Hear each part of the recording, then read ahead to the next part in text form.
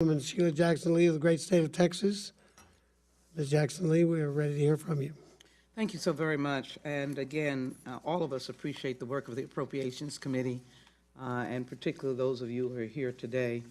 I sit on the Budget Committee, and I know when we do member input, it is appreciated by the members, and I certainly appreciate you. I'm going to ask unanimous consent to place my statement in the record and just give a few points. This morning, I thank you, and it will give a list of pre-disaster mitigation, port security, TSA, and others, but I do want to, and I may mention one, but I do want to just comment, since Judge, all of us, I know that Congresswoman Roybal-Allard has been in the midst of disasters as well. But we're still dealing with Hurricane Harvey in Texas, and I know that there are a number, Maria in Puerto Rico. We heard this morning in a meeting, Mr. Chairman, that one of the cities in Puerto Rico, a good portion of the cities, I think it's Ponce, is without electricity still. In the hearing this morning with the Secretary of Homeland Security, I want to just emphasize these points, and the Appropriations Committee, I think, can be very effective in some of these concerns. Let me say that I believe that the department is less diverse than it's ever been. And this is not a question of someone's political views, but I know that there are competent people of like mind that could be hired that are Latino, African American, Asian, and it's just not there. In particular, the Secretary's office has no diverse person in her immediate office. And that's a question of recruitment, retention. I think we're well aware that the department is lacking in the necessary resources. Number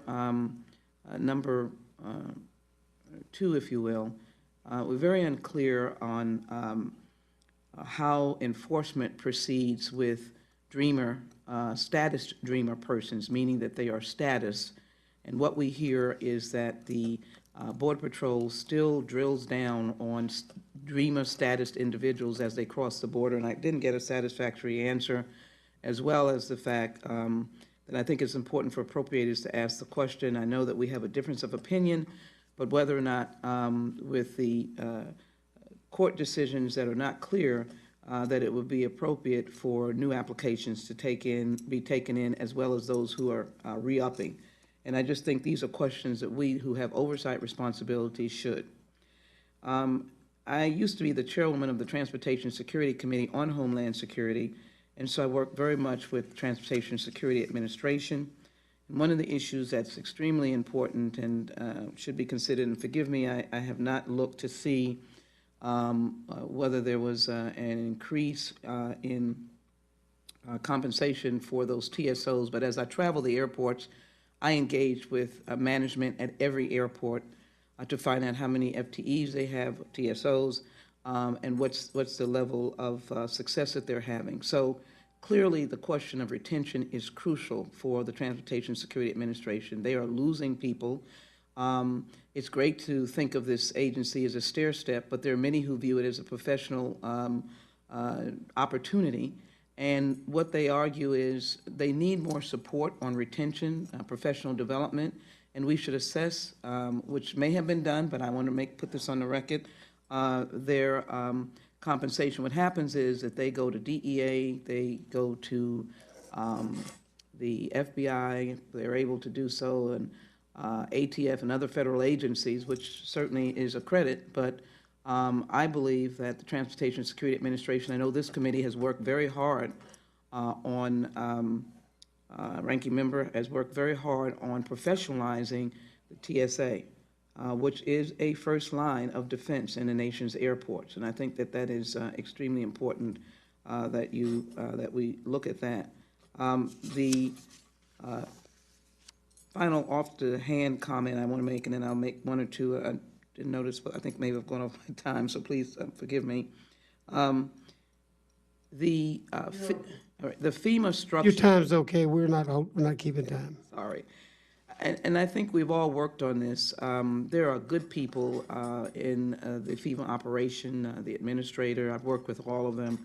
And as good human beings, I would never question. But I do think that all of us need to look at a reconfiguration of FEMA to the rescue period, which is when you rush in and you bring in generators and people from all over the country, and you're standing up shelters and you're helping people. I remember not my city, not Harris County, but a city by Port Arthur, which is a neighbor and a neighbor to my colleague. When I say neighbor, neighboring city in another colleague's district, but people reached out because I was on Homeland Security, and they were so small that they just didn't know what to do. They literally had people out on the street. This is in the immediate aftermath of Hurricane Harvey, and clearly didn't know how to reach the state to get permission to get some kind of temporary housing, tents, whatever. They were trying to get on barges, and they were being rejected. Somebody came up and said, I can get you on some barges. And frankly, they were able to get through to the state, which helped them with some form of housing. The point is that there should be the immediate rescue period and then the recovery period. So I'm dealing with people right now who are being put out of hotels, and however you want to characterize them, they're put in the category of not eligible. But you still have people who are without homes.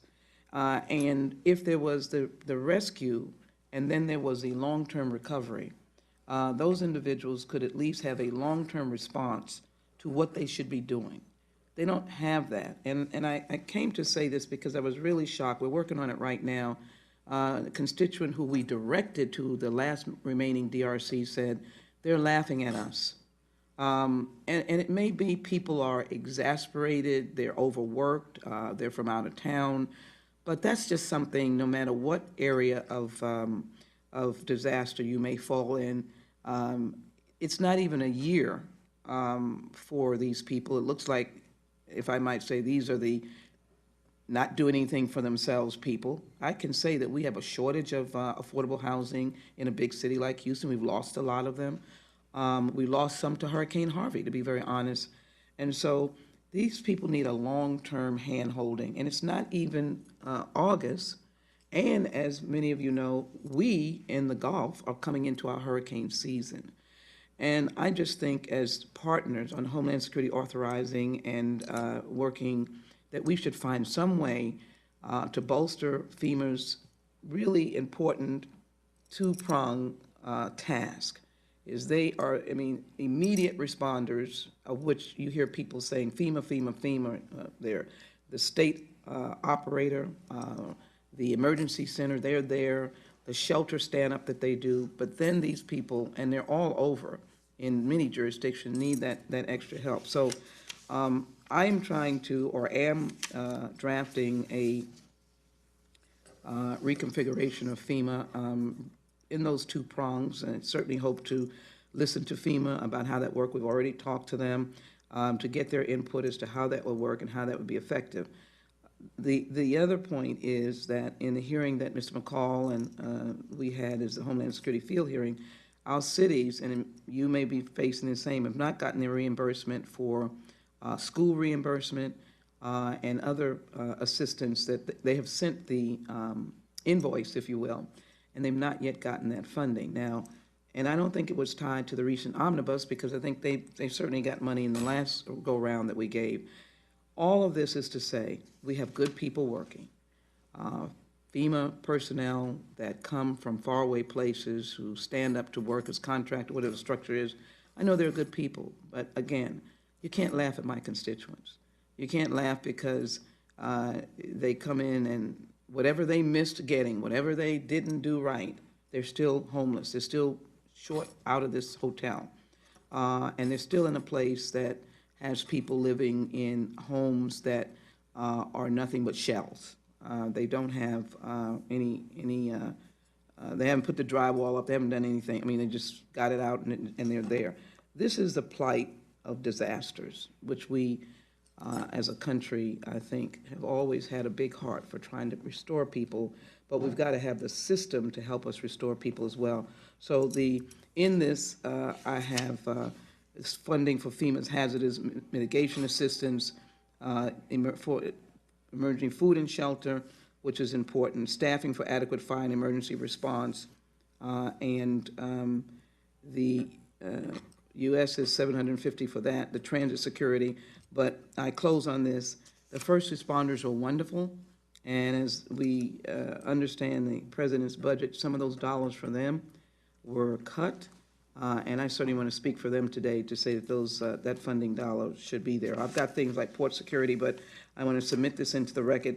$45 million for university programs, Homeland Security Centers of Excellence, for HBCUs and Hispanic serving institutions. They've been a wonderful tool to train Homeland Security experts. With that, I appreciate your tolerance and as well the opportunity to appear before you.